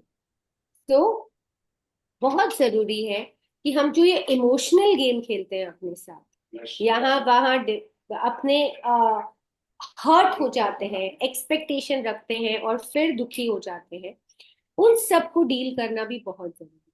क्योंकि आप अपने शरीर पे कितनी भी मेहनत करो, जब तक हमारा मन स्वस्थ नहीं होगा, तब तक शरीर की मेहनत एक लिमिट तक आकर ही आपको हेल्प करेगी, उसके बाद वो नहीं हेल्प कर सकती, क्योंकि मन से ही सारा शरीर चले। अगर मैं आपको आज पूछूं हार्ट कहाँ है, आप मुझे बता दोगे, किडनी कहाँ है मुझे बता दोगे, ब्रेन कहाँ है ये रहा, आंखें कहाँ है ये रही, नाक कहाँ है ये रहा, कोई बता सकता है मन कहाँ है? बता कहाँ है? अगर मन का सर्जरी करना है तो कहाँ से निकालूंगी मैं मन को? ये मन हमारी इमोशनल है। जब हम बोलते हैं ना बच्चा फर्स्ट आया है, वो उसके ब्रेन से आया है, इंटेलेक्चुअल हेल्प से आया, इंटेलिजेंस जो ब्रेन के न्यूरॉन्स की इंटेलिजेंस से आया। पर मुझे बहुत आज आज मुझे ना बहुत रोना आ रहा है। वो कहाँ से आ रहा है? वो ब्रेन से नहीं आ रहा, वो मन से आ रहा है। आज मुझे ना बहुत दुखी सा फील हो रहा है, आज तो मुझे बहुत अच्छा लग रहा है, ऐसे लग रहा है सब जगह जाऊं, ये करूं, वो करूं, वो करूं। ये सब हमारा मन है। तो ये बहुत जरूरी है कि ये जो मन है, जो शरीर में कहाँ है हमें पता भी नहीं है, उसको डील करने के लिए हमें आना चाहिए। हमें समझना चाहिए कि इस मन को कैसे ट्रीट करें। इस मन को ट्रीट करना बहुत जरूरी है, क्योंकि हमारे हॉर्मोन्स कितने भी ऊपर नीचे हो, हमारा शरीर कितना भी ऊपर नीचे हो, अगर मन उसके साथ बह जाएगा तो फिर शरीर में हेल्थ लाना बहुत मुश्किल। तो हम 60, 70, 80% तक बॉडी पे काम कर सकते हैं, पर वो रेस्ट बचा हुआ 20 to 30% मन पे ध्यान देना। उसके लिए क्या करना? उसके लिए बहुत सिंपल चीज है। एक सिंपल एग्जाम्पल दूंगी। अगर मैं कुंतल जी का ही एग्जाम्पल लेती हूँ, बिकॉज मैं उनको जानती हूँ, कुंतल दीदी, ठीक है। तो अगर मैं बोलूं कि मुझे कुंतल दीदी बिल्कुल नहीं अच्छी, ठीक है, I hope you don't mind quintal दीदी। सो अगर मैं कहूँ कि मुझे नहीं अच्छी लगती, तो मैं अपने अंदर बहुत नेगेटिविटी पैदा कर दूँ। वो अच्छी है या नहीं मुझे नहीं पता, पर मुझे वो नहीं अच्छी लगी, तो मैं अपने अंदर बहुत नेगेटिविटी। तो अगर मुझे इसको ट्रीट करना है तो मुझे उनके लिए पॉजिटिव सोचना। तो ठीक है, किसी ने मुझे कहा आप पॉजिटिव सोचो, ठीक है, मैंने सोचना शुरू कर दिया। ओके, अब कुंदन जी बहुत अच्छी हैं, वो कितना अच्छा काम कर रही हैं, समाज के लिए कर रही है, ये कर रही है, वो कर रही है, मुझे नहीं अच्छी लग रही, फिर भी मैं उनके बारे में अच्छा सोच रही हूँ, अच्छा बोल रही हूँ। कुछ दिन अच्छा लगता है, पर कुंतल जी तो वैसे के वैसे बिहेव कर रही है, वो मेरे साथ अच्छे से नहीं रह रही है। तो कुछ दिनों बाद मुझे अच्छा नहीं लगेगा कि मैं आपके बारे में इतना अच्छा अच्छा सोच रही हूँ, मैं अपने मन से नेगेटिविटी निकाल रही हूँ, पर आप तो अपना बिहेवियर चेंज ही नहीं कर रहे, आप तो मेरे साथ वैसे के वैसे बिहेव कर रहे हैं। तो इसका क्या इलाज है? मैं कितने दिन आपके लिए अच्छा सोचूं? क्या हुआ यहाँ पे? यहाँ पे मेरा ईगो आ गया। मैं आपके लिए अच्छा सोच रही हूं, मतलब मैं आपके ऊपर एहसान कर रही हूँ, आपके ऊपर अच्छा सोच के। जैसे ही मैं आ गया, आपके मैं ने आपकी सोच को वापस डिस्टर्ब। तो अगर मैं पूछूं कि मेरे को कब तक अच्छा सोचना है उनके बारे में, कब तक मुझे उनके बारे में नेगेटिव नहीं सोचना, तो मेरा आंसर होगा कि लास्ट ब्रेथ, मतलब जब तक आपका उनके साथ इंटरेक्शन है, जब तक आप उनको जाने, जब तक आप हैं इस दुनिया में, तब तक आपको उनके बारे में अच्छा सोचना है। क्यों अच्छा सोचना है? क्योंकि कुंतल जी कैसे भी हो, मुझे मेरे मन को अच्छा, अपने आप को पॉजिटिव रखने के लिए नेगेटिविटी से दूर होना बहुत जरूरी है। और नेगेटिविटी या जो भी आपको अच्छा नहीं लगता बाहर की दुनिया में, वो चेंज नहीं हो, उसको चेंज करने की कोशिश करना, एक्सपेक्ट करना, ये करने में ही हम दुखी हो जाते। सो द बेस्ट है कि हम अपने हिसाब से अच्छा कर दें, बाकी सामने वाले की इच्छा। उनको अच्छा बिहेव करना है बढ़िया, नहीं करना है नहीं, ठीक है। मुझे कब तक करना है? जब तक मुझे अपने आप को पॉजिटिव रखना है, खुश रखना है, हैप्पी रखना है, मुझे सबके लिए अच्छा ही सोचना है। तो बहुत जरूरी है कि आपका मन क्या चीजें बाहर निकाले। अगर नेगेटिविटी बाहर निकल रहा है तो वो नेगेटिविटी आपके अंदर ही है, वो बाहर कहीं नहीं जा रहा। अगर आपका मन अच्छी चीजें निकाल रहा है तो वो भी आपके अंदर ही है। तो बहुत जरूरी है इस मन को हमेशा पॉजिटिव रखना। कुछ चीजों में हमारा मन नहीं होता पॉजिटिव सोचने का, एंड इट्स फेयर। कई सिचुएशंस ऐसी आती है कि जिसमें हमारा मन अच्छा फील कर ही नहीं सकता, कोई बड़ा दुख, कोई बड़ी टेंशन, कोई बड़ी जिसमें हमें चिंता होती है। नो प्रॉब्लम, लायस है, नेचुरल है वो चिंता होनी, दैट्स ओके। आप चिंता में जाते हो, ये जरूरी नहीं है चिंता से बाहर कितना जल्दी निकलते हो वो जाता। तो बहुत जरूरी है कि कहीं पे भी कुछ नेगेटिव कोई सिचुएशन आ गई जिसमें एक बार का स्ट्रेस हो गया, कोई बात नहीं, समझ लिया और उसको इमीडिएटली छोड़ दिया। ठीक है, मैं इससे दुखी हूँ, मुझे क्या सोचना है, मुझे बुरा नहीं सोचना। एक बार का दुखी हुआ, पर अब मैंने छोड़ दिया, मैंने लेट गो कर दिया, मैंने फॉरगिव कर दिया। ये आप किसी और के लिए नहीं करो, ये सिर्फ और सिर्फ आप अपनी हेल्थ के लिए ठीक करो। क्योंकि धीरे धीरे धीरे हम कितनी भी कोशिश करें, ये नेगेटिविटी एक है ना, जैसे अगर वो बोलते हैं ना, एक छोटा छोटा छोटा रोज का एक लाइमस्टोन बनाती है, और धीरे धीरे धीरे शरीर में ना कहीं ना कहीं वो जमा होती है, और यंग एज में पता नहीं चलता, बट 40s 50s 60s में फिर जब तकलीफें आती है, तब हम बोलते हैं कि अरे मैंने तो कुछ नहीं किया, क्यों मुझे बैक पेन हो रहा है, क्यों मुझे हाई कोलेस्ट्रॉल हो रहा है, क्यों मुझे कार्डियक प्रॉब्लम हो रही है, क्यों मुझे ये हो रहा है, क्यों मुझे डायबिटीज हो गई, क्यों मेरा शुगर हाई हो गया।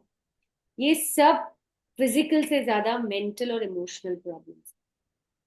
आपका पैथोलॉजिकल एंडोक्राइन जो भी है, आपके जो भी ऑर्गन्स इफेक्ट होते हैं, लोग कोलेस्ट्रॉल बढ़ते ही ना फ्राइड और मीठा बंद कर देते हैं, शुगर बढ़ते ही मीठा बंद कर देते हैं, डाइट पे फुल कंट्रोल करते हैं, पर सोच पे कंट्रोल नहीं। तो योग सिर्फ और सिर्फ फिजिकल नहीं है, योग पूरा शरीर है ऊपर से लेके नीचे। बहुत जरूरी है अपने मन अपने दिमाग के संतुलन पे भी काम करना, और जितना हम अच्छे से योग और प्राणायाम और मेडिटेशन करेंगे, उससे दिमाग में अपने आप संतुलन है, अपने आप मन खुश होने लगेगा। फिर उसके बाद अगर सामने कुछ नेगेटिविटी आ भी गई, तो भी हम उसको निग्लेक्ट कर देंगे, हम उसको लेट गो कर देंगे, क्योंकि हम मन से अच्छे हैं।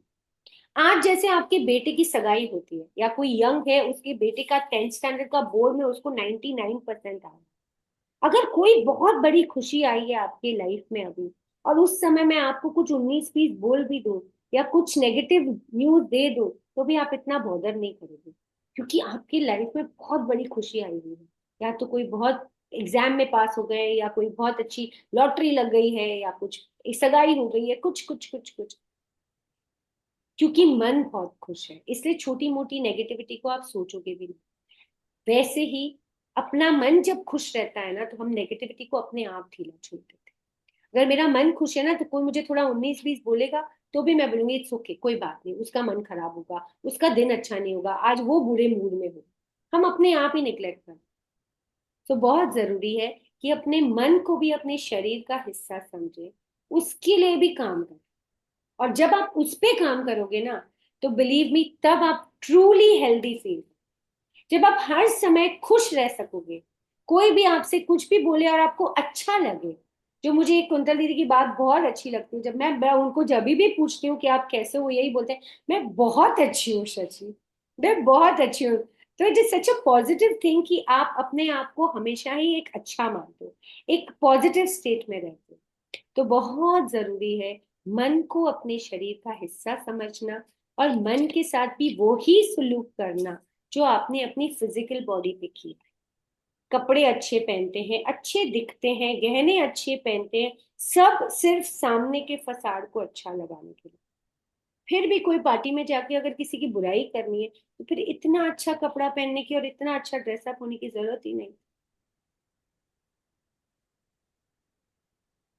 क्योंकि हमारे अंदर कोई झांक नहीं रहा है, कोई झांक सकता नहीं है, तो हम उधर कितना भी काले पोत के रखें। सो डोंट डू दैट, मत कीजिए। अगर शरीर को पूरी तरह से स्वस्थ रखना है, तो मन पे काम सबसे पहले शुरू कीजिए। शरीर तो अपने आप फॉलो कर लो, मन खुश सब खुश। सो दिस मेरी तरफ से यही था, एक योग का फुल आपको इतने हर महीने आपसे ऑनलाइन मिल रही थी या वीडियो के रूप में मिल रही थी। बहुत अच्छा लगा आप लोग से अभी बात करके, और आपको ये बताने के लिए कि जो वीडियोस आपने देखे वो सब आपने अप्लाई किए, उसके लिए थैंक यू। पर आज की सेशन के बाद सच में योग क्या है वो समझिए। हर समय जब योग करते हैं, तब उस बात को समझिए कि सिर्फ वो मैट पे आधी एक घंटा योग नहीं है। दिन भर हम कैसा सोचते हैं, हम कैसे अपने ऊपर प्रेशर स्ट्रेस नहीं लेते हैं, हम कैसे अपने आप का ध्यान रखते हैं, वो पूरा संपूर्ण योग वो जरूरी है। योग इज अ लाइफ स्टाइल, हम बोलते हैं योग आपकी लाइफ स्टाइल है। योग सिर्फ मैट पे जो 1 घंटा करते हैं वो नहीं। Thank you. बहुत धन्यवाद शशि जी, आपने बहुत ही सुंदर तरीके से हमें योग के बारे में बताया।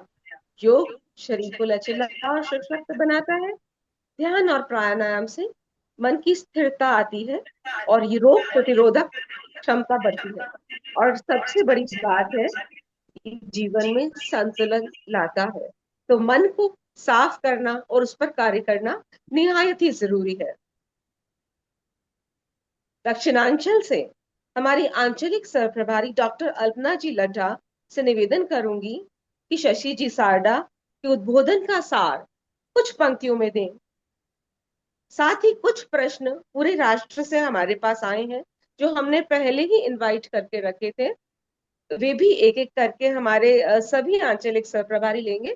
तो सबसे पहले दक्षिणांचल से निवेदन करूंगी डॉक्टर अल्पना जी लड्ढा आए और सार के साथ साथ अपने प्रश्न भी पूछे। जय Shri Krishna. International yoga day की एज अ डॉक्टर ढेर सारी शुभकामनाएं। शशि जी के वीडियो सेशंस हम मंथली देख रहे थे, सुन भी रहे थे, लेकिन आज उनके साथ रूबरू लाइव सेशन में जेन्युइनली बहुत मजा भी आया। एंड संक्षिप्त में अगर मैं आपसे कहूं तो मेडिसिन बोलो, जुम्बा, एरोबिक्स, ये सब हम करते, इससे कुछ कुछ होता, लेकिन अंत में अगर मैं कहूं तो योगा से सब कुछ होगा और योगा से ही होगा। Today she has highlighted on mental health, which is all, मतलब बहुत सी बार ये mental health neglect हो जाती है, और सही कहा है, अगर मन खुश है तो हम खुश है, हम खुश है तो सब खुश है। तो कुछ प्रश्न आपके इतने सुंदर सेशन के बाद कुछ क्वेश्चंस आए जो एज अ योगा थेरेपी के हिसाब से भी है, कुछ न्यूट्रिशन के हिसाब से भी है, वो मैं आपके सामने रखना चाहूंगी। सबसे पहले तो एक सवाल आया है कि what is the difference between exercise and yoga? Okay, जो मेन डिफरेंस है एक्सरसाइज और योगा के बीच में कि एक्सरसाइज आपको सिर्फ फिजिकल लेवल पे काम करता है और योगा आपके ऑर्गन लेवल पे काम करता है। हमारा अंतर्राष्ट्रीय योग दिवस मनाया ही इसलिए गया है क्योंकि योग आपके बाकी सारे फिजिकल एक्सरसाइज से डिफरेंट है। मैं ये नहीं कहती कि वो नहीं करने चाहिए। आपका वॉक, आपका जुम्बा, आपका एरोबिक्स, आपको जो करना है वो भी कीजिए अगर आपको पसंद है तो। पर योगा से जो बेनिफिट्स है वो आपके अंदर तक के लेवल्स, जैसे आपके थायराइड ऑर्गन को वर्क करेगा, आपके स्टमक के मसल्स को वर्क करेगा, यूट्रस पे काम करेगा, आपके पैंक्रियाज, लिवर, स्प्लीन। तो जो जो आसन है ना, वो सब आसनों को ऐसे बनाया गया है कि वो आपके ऑर्गन्स तक काम करे। जैसे प्राणायाम आपके लंग्स तक काम करता है। तो एक्सरसाइज कीजिए पर साथ में योग भी कीजिए। तो हफ्ते में 3 दिन योग, और अगर बाकी के 2 दिन आपको वॉक या कुछ और एक्सरसाइज करनी है तो वो चलेगा। पर योग के अपने बेनिफिट्स है, वो दूसरे एक्सरसाइज से नहीं मिलेंगे। फाइनली योग करना ही पड़ेगा। कब करना है वो अपने को सोचना। सेकेंडली, किसी ने पूछा है कि दूध का सेवन, आजकल थोड़ा स्टडीज ऐसी आई है कि milk is not good for health, तो आपका इस पे क्या विचार है? दूध का सेवन करना चाहिए या नहीं? Milk is not good for health या गुड फॉर हेल्थ आपकी खुद की बॉडी बताएगी।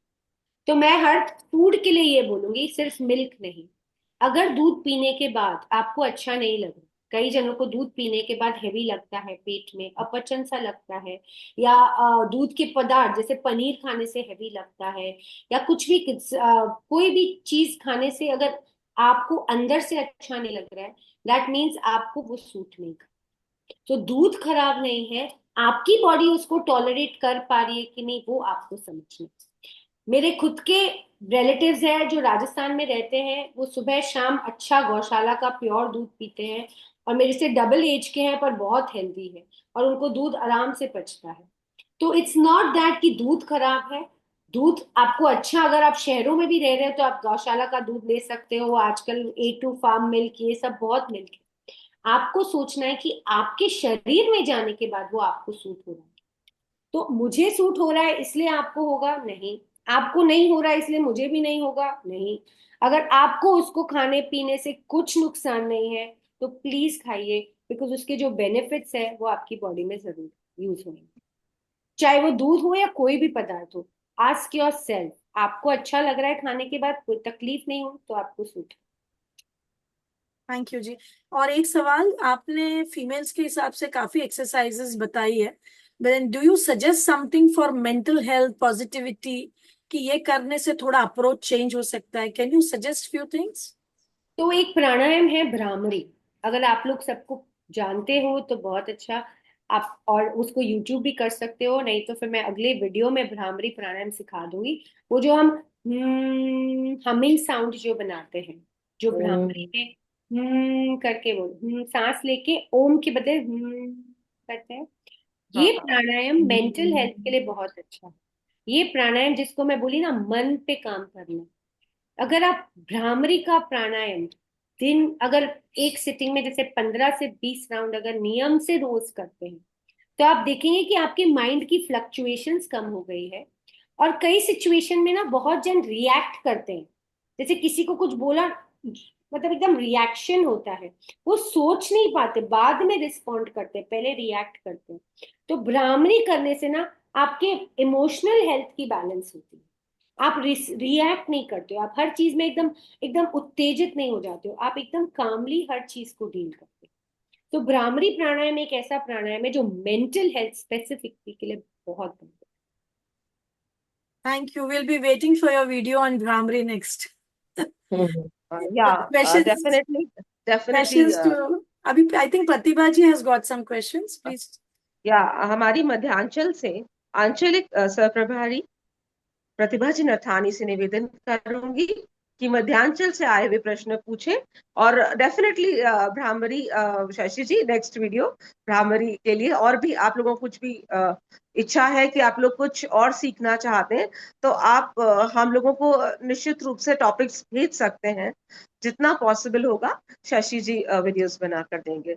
तो अभी फिलहाल प्रतिभा जी नथानी मध्यांचल से जो प्रश्न आए हैं वे आपके लिए लेकर आ रही हैं। जय श्री कृष्णा। जय श्री कृष्ण।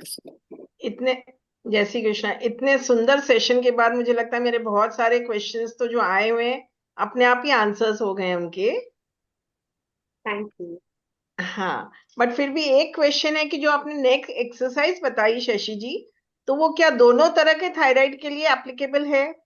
बिकॉज यस, दो तरह के थायराइड होते हैं, तो हाइपो दोनों and hyper. Hypo and hyper, it is applicable for both. It is applicable for both. वो बेसिकली थायराइड ऑर्गन पे काम करता है, तो अगर हाइपो है तो उस पे भी काम करेगा, हाइपर है तो भी। ऑर्गन को ही अंदर से हेल्दी बनाना। और कुछ एक्स्ट्रा कुछ है थायराइड के लिए? बिकॉज ये क्वेश्चन 2-3 बार आया मुझे, विदर्भ प्रदेश से भी आया है। तो मैंने कहा ना, घाई नहीं करनी है। अगर थायराइड ठीक करना है तो अपने दिन की पेस को बहुत स्लो करना है। फट फट फट फट, घाई घाई घाई घाई घाई, ये कर लिया वो कर लिया, यहाँ चलेगा, ये चला गया, ये भी दूध भी उबाल लिया, तो सब्जी भी काट ली, तो बाहर जाके कपड़े भी उतार लिए, तो ये भी कर लिया, तो वो भी कर लिया।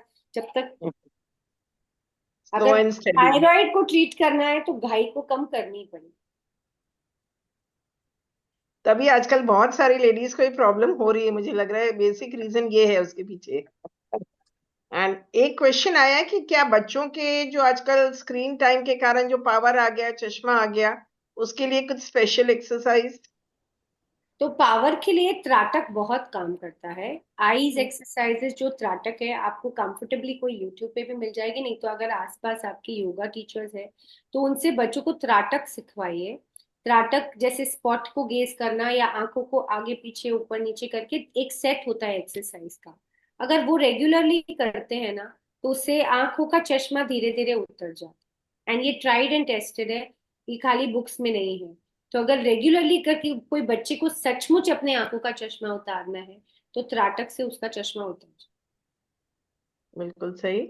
और एक तो जैसे कहावत है कि जब जागे तब सवेरा, तो एक क्वेश्चन आया कि अभी 60 वर्ष तक तो हमने कुछ नहीं किया, और अब देख के अब इतना योगा आ गया है अभी, तो अब कौन सी एक्सरसाइज से शुरू करना चाहिए? आपको सिंपल एक्सरसाइज से शुरू करना चाहिए अगर आप 60 के बाद शुरू कर रहे हैं। सबसे ज्यादा इंपॉर्टेंट है कि कंसिस्टेंसी रखनी है, कि आपको नियमित रूप से करना है। आप कितना करते हो या कहाँ तक योगा कर पाते हो, कहाँ तक हाथ पांव अपने टच कर पाते हो, वो जरूरी नहीं है। आपको रेगुलरली करना बहुत जरूरी है। और 60 के बाद ना आपके दिन का आधा दिन आपकी हेल्थ के ऊपर जाना चाहिए। ओके, बल्कि हिसाब से वो कम होता जाता है। हाँ, क्योंकि हमारी बिकॉज यू जिम्मेदारियां डोंट हमको फील लगता वेल, तो है आप आधे समय बेड में ही हो जाते हैं फिर तो। नहीं, वो तो नहीं, आजकल आजकल तो शशि मेरे को लगता है 60 के बाद महिलाएं ऐसी स्थिति में नहीं है।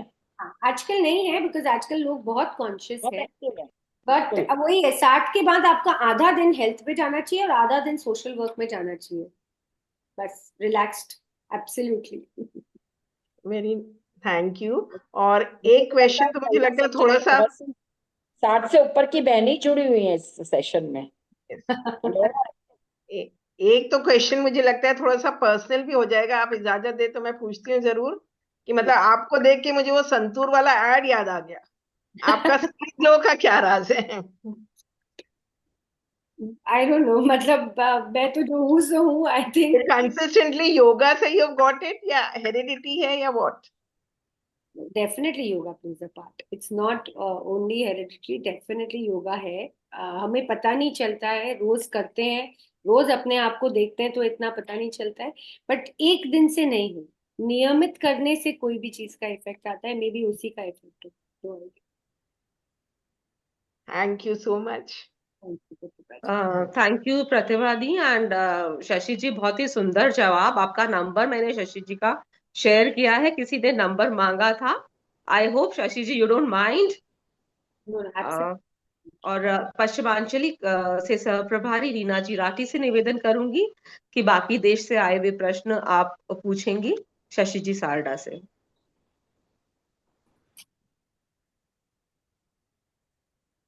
रीना जी राठी।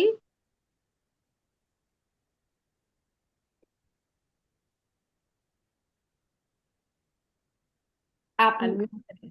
म्यूट पे हैं मैम। हेलो, जय श्री कृष्णा, जय महेश। अम, वैसे तो आपने सारे कवर अप कर लिए पॉइंट्स, पर मेरे को ये पूछना था कि मतलब जो हम योगा के टाइम कोई इंजरी हो जाए या कुछ भी, तो उसके लिए आप क्या रिकमेंड करेंगे प्रिकॉशंस योगा के टाइम के? योगा में इंजरी होने के चांसेस बहुत कम होते हैं, ज्यादा करके स्पोर्ट्स में इंजरी ज्यादा होती है, बट योगा की इंजरी फिर भी नहीं हो तो योगा में हमेशा कॉन्सेप्ट है कि आपकी यथाशक्ति करना चाहिए। भले आप क्लास में कर रहे हो, सबके साथ कर रहे हो, या अकेले कोई ट्रेनर के साथ कर रहे हो, आपकी कैपेसिटी आपसे बेटर कोई नहीं जानता। नहीं, यूजुअली जैसे मैंने एक दो जनों का सुना कि उनको स्पाइन योगा करते करते स्पाइन में प्रॉब्लम हो गई, तो मतलब इनफैक्ट वो योगा टीचर के साथ ही कर रही थी, तो इसमें कुछ ऐसे पॉइंट्स हैं कि उनको? हाँ, तो कई बार क्या होता है ना, 3 लेवल होते हैं जनरली स्ट्रेच के। एक तो जैसे मैंने अगर ये स्ट्रेच किया, हाथ ऊपर किया, एक लेवल में मुझे कुछ फर्क नहीं पड़ेगा, हाँ ठीक है नहीं है, इट्स ओके। फिर थोड़ा और ऊपर करूंगी तो अच्छा स्ट्रेच आएगा, फिर उससे ज्यादा ऊपर करूंगी ना तो थोड़ा सा पेनफुल स्ट्रेच आएगा। हम्म। जब हम वो पेनफुल स्ट्रेच में चले जाते हैं ना, तब इंजरी के चांसेस होते हैं। तो जब हम यथाशक्ति की बात करते हैं, यथाशक्ति उसको बोलते हैं कि जब हम सारे आसन अपने कंफर्टेबल स्टेट में करें, जब आपको स्ट्रेच अच्छा लग रहा है, आपको पोज अच्छा लग रहा है, उधर तक ही करें। कई बार हम क्या करते हैं कि कल तो मैं यहाँ तक पहुंच गई थी, आज थोड़ा और ट्राई करती हूँ, जैसे टोस को पकड़ने की, या हाथ को थोड़ा और ऊपर लेने की, या ट्विस्ट कर रही हूँ तो थोड़ा और जाने की, साइड में जा रही हूँ तो थोड़ा और जाने की। हमारी जो ये इच्छा रहती है ना हमेशा हर चीज में थोड़ा सा और जाने की, थोड़ा सा competition of your own self, वहीं पे जाके इंजरी हो जाती है। तो अगर हम सिर्फ अपनी कंडीशन को समझें कि मेरे को इसमें अच्छा लग रहा है, मेरे को मेरा स्ट्रेच आ रहा है, मेरे को मेरा कंफर्टेबल लग रहा है, इससे ज्यादा जाने से पेन हो रहा है, फिर भी हम उसमें जाते हैं क्योंकि हमें कुछ अचीव करना है। तो योगा में अचीवमेंट नहीं होता है। Try not to achieve out of yoga. Yoga से एक्सपीरियंस लीजिए, अचीवमेंट मत कीजिए, इसलिए इंजरी होती है। सो ट्राई करके योगा में सिर्फ एक्सपीरियंस लीजिए, डोंट गो पुश योरसेल्फ। एक क्वेश्चन आया है अभी जस्ट, फैटी लिवर के लिए कोई योगा के पोजेस हैं? योगा पोजेस सभी बहुत अच्छे हैं, पर ट्विस्टिंग आसनास फैटी लिवर के लिए बहुत अच्छा है। तो कोई भी तरह की ट्विस्टिंग आसन, चाहे आप स्टैंडिंग कर रहे हो, स्लीपिंग कर रहे हो, या सिटिंग कर रहे हो, ट्विस्टिंग आसनास फैटी लिवर को बहुत ध्यान बहुत अच्छे हैं उसके लिए। शशि दी, एक एक, एक वीडियो में ये फैटी लिवर का भी ले लेंगे अपन। जरूर। फैटी लिवर अपन लिख रहे हैं, लिख रही हूँ मैं।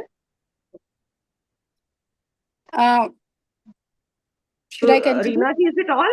हो गया क्या No, अपने no, I क्वेश्चंस have का? one more question. ओके। आप जैसे योगा लाइफस्टाइल और आपने न्यूट्रिशन के बारे में इतना कुछ बताया शशि जी, तो वो क्या एक दूसरे को कॉम्प्लीमेंट करते हैं? मतलब इज इट कि न्यूट्रिशन और वो दोनों एक साथ करके फिर हम लोग कुछ बहुत ज्यादा फायदा कर सकते हैं अपने बॉडी को? योगा एंड न्यूट्रिशन को कंबाइन करना। या यस, it is a आप holistic रिकमेंड करते हैं? health is a holistic approach. Health एक होलिस्टिक अप्रोच है। आप खाली योगा करेंगे और समोसे कचौरियां खाएंगे तो नहीं होगा, और खाली हेल्दी खाएंगे और फिजिकल मूवमेंट नहीं करेंगे तो भी नहीं होगा। सो आपको कॉम्बिनेशन करना पड़ेगा सब, तब जाके एक कंप्लीट हेल्दी पैकेज बनेगा और हेल्दी बनेगा। So it is definitely in combination. और कितने साल के जैसे बच्चे को स्टार्ट करना चाहिए योगा, और मतलब उनको बेनिफिट्स मिलते हैं बच्चों को, और किस एज तक लास्ट? तो मैं ये आपको सच शेयर करूंगी एक्सपीरियंस। मेरे पास बहुत मदर्स आती है जो बोलती है योगा के बहुत बेनिफिट्स है, क्योंकि वो खुद योगा कर रही है और वो देखती है कि बच्चे बहुत आजकल डिसोरिएंटेड रहते हैं, उनका कॉन्सेंट्रेशन नहीं होता है, तो उनको योगा कराना है। मैं उनको सिर्फ एक ही चीज पूछती हूँ कि उनको योगा करना है कि आपको कराना है। तो मोस्ट ऑफ द आंसर्स यही होते हैं कि हमको कराना है। सो योगा बच्चे को कब करना चाहिए? ये बच्चे को योगा क्लास में डालिए, या आप योगा को सिर्फ एक फन की तरीके से उसकी लाइफ में इंट्रोड्यूस कराइए। उसे अच्छा लगे तो उसे कंटिन्यू करने दीजिए, उन्हें नहीं अच्छा लगे तो योगा फोर्स मत कीजिए, क्योंकि योगा एक ऐसी चीज है जो बहुत बहुत बहुत फायदेमंद है। और अगर बचपन से ही योगा के लिए नेगेटिविटी डेवलप हो जाती है, तो बाद में जब योगा की एक्चुअली जरूरत होती है शरीर को, वो नहीं जाते फिर, क्योंकि उनके पास वो मेमोरीज है कि योगा बोरिंग है, योगा अच्छा नहीं है, योगा तो पेरेंट्स ने फोर्स करके करा है। तो कौन सी एज बच्चों के लिए? 7-8 साल की उम्र से बहुत अच्छा है, पर ओनली अगर बच्चों को करना है तो डू नॉट फोर्स। उनको जो एक्टिविटी पसंद है वो कीजिए, करने दीजिए। वो बहुत अभी बहुत रॉ है, उनको जो मना है वो उनको एक्टिविटी करनी है। उनको स्पोर्ट्स करना है तो स्पोर्ट्स, और योगा करना है तो योगा। नहीं, जैसे अभी बहुत लोगों का है कि जैसे आईवीएफ वगैरह में जाना पड़ता है गर्ल्स को, तो अगर बचपन से ही अगर वो योगा की उनको प्रैक्टिस रहे तो शायद पता नहीं आपका क्या विचार है? कि आप बच्चों की, अगर मदर्स की बात कर रहे हैं यानी वो गर्ल्स का शुरुआत से स्टार्ट होता है ना, तो गर्ल्स अगर हाँ, अगर कंसेप्शन का है, जो आजकल इजी कंसेप्शन नहीं होता है, उसके लिए अगर आप पूछ रहे हैं तो योगा इज वेरी बेनिफिशियल। पर उसके लिए उनको फोर्स करने की जरूरत है। अगर वो कंसीव करना चाहते हैं, उसके अगर 2 साल पहले भी अगर वो योगा शुरू कर देंगे तो कंसेप्शन इजी हो जाए। इट्स नॉट दैट कि बचपन से करना है। अगर उनको जब भी कंसीव का वो सोचे कि चलो आज नहीं 2 साल बाद हम सोचेंगे, 3 साल बाद, तभी शुरू करेंगे तो उनकी बॉडी प्रिपेयर्ड हो जाएगी 2-3 साल में for a healthy conception. Thank you so much Reena ji. आपने बहुत अच्छे क्वेश्चंस पूछे हैं, और कुछ क्वेश्चंस और आए हैं चैट बॉक्स पे। Uric acidosis, I think in सब जो क्वेश्चंस पर अपन फिर वीडियोस में ले लेंगे शशि जी। तो वो अच्छा रहेगा कि प्रैक्टिकल उनको मिलेगा सारा ज्ञान, और उनको याद भी रहेगा, और इनके साथ साथ बाकी लोगों को भी इस चीज के फायदे हो पाएंगे जो इस सेशन में नहीं आ पाए किसी कारणवश। क्योंकि आज योग दिवस होने की वजह से बहुत सारे प्रोग्राम्स हर जगह हो रहे हैं। जनरली हम लोग के बहुत ज्यादा क्रॉस करते हैं ये नंबर्स, पर आई थिंक कि बहुत सारे सेशंस आज थे, तो उस वजह से जो 350 लोग आए हैं, पर फिर भी आपकी नाम और प्रसिद्धि आई थिंक बहुत अच्छे से है, तो लोग बाग फिर भी आए हैं। तो आज की महिला घर भी संभाल रही है, कामकाज भी, और समाज में भी बहुत सक्रिय है। खुद के लिए समय निकालना आवश्यक नहीं, अनिवार्य है, और वह समय हम योग से ही प्राप्त कर सकते हैं। आइए इस योग दिवस पर हम सभी महिलाएं ये संकल्प लें कि मैं हर दिन कम से कम 20 मिनट अपने शरीर, मन और आत्मा के लिए दूंगी। मैं योग को अपनाकर खुद को और अपने परिवार को स्वस्थ और खुशहाल बनाना चाहूंगी। तो डेफिनेटली बहुत सुंदर सेशन हुआ है, और बहुत अच्छे कमेंट्स हमें चैट बॉक्स में मिल रहे हैं। एसिडिटी एंड कॉन्स्टिपेशन का भी एक फिलहाल आ गया है, ये मैं लिख लेती हूँ। आपके क्वेश्चंस प्रैक्टिकली मैं समझती हूँ कि हम लोग आंसर शशि जी आंसर करेंगी। और आभार एक छोटा सा शब्द है, पर इसके मायने बहुत बड़े हैं। पूर्वांचल से हमारी सहप्रभारी अर्चना जी तापड़िया से निवेदन करूंगी कि आभार प्रस्तुत करें। कुंतल जी, यस दी। अर्चना जी आभार देंगे। उससे पहले मैं स्वयं राष्ट्र अध्यक्ष के रूप में शशि जी का यस। बहुत बहुत आभार व्यक्त करना चाहूंगी। आपने जो आज इतना वंडरफुल सेशन दिया और एक सोच रखी हम महिलाओं के लिए कि हम किस तरह से अपने स्वास्थ्य को सुधार सकते हैं और कैसे अपनी जीवन अच्छी स्वस्थ जीवन शैली अपनाकर अपने जीवन को सकारात्मक सोच के साथ नियमित योग करके और विभिन्न रोगों से मुक्त होकर परिवार के साथ एक खुशहाल जीवन जी सकते हैं। वास्तव में आपका सेशन अभूतपूर्व रहा।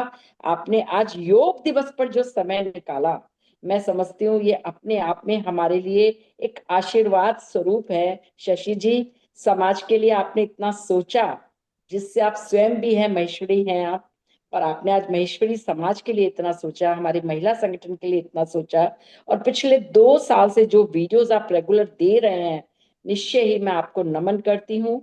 आपका बहुत बहुत अभिनंदन। आभार के साथ।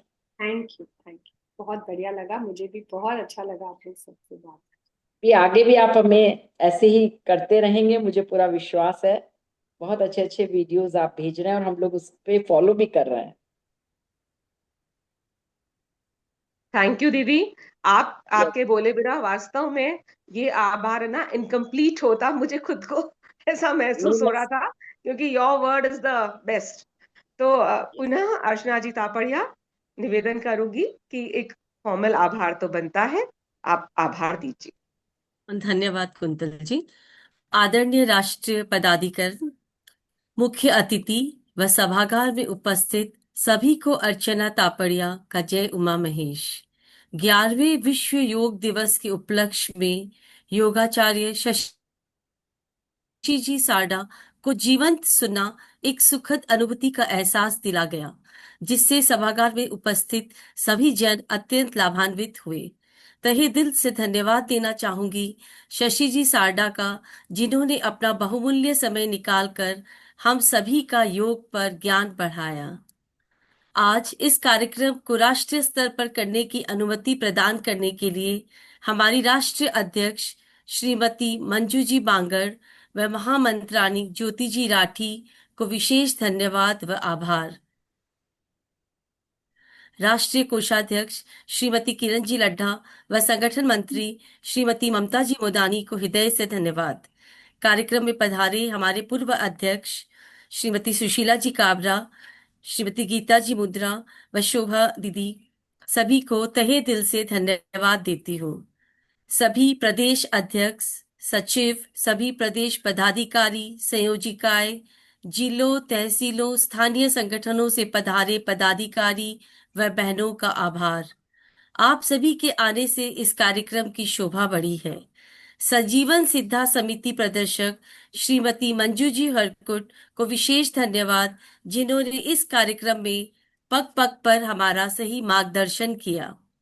कार्यक्रम की जूम लिंक उपलब्ध कराने के लिए अंजलि जी तापड़िया को, तकनीकी सहयोग के लिए मनीषा जी सोमानी व छवि जी भराड़ा को भी हृदय की गहराइयों से धन्यवाद।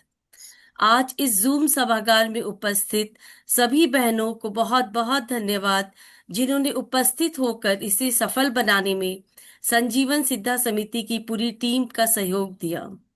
परोक्ष व प्रत्यक्ष रूप में किसी भी प्रकार का सहयोग करने वाले प्रत्येक सहयोगी का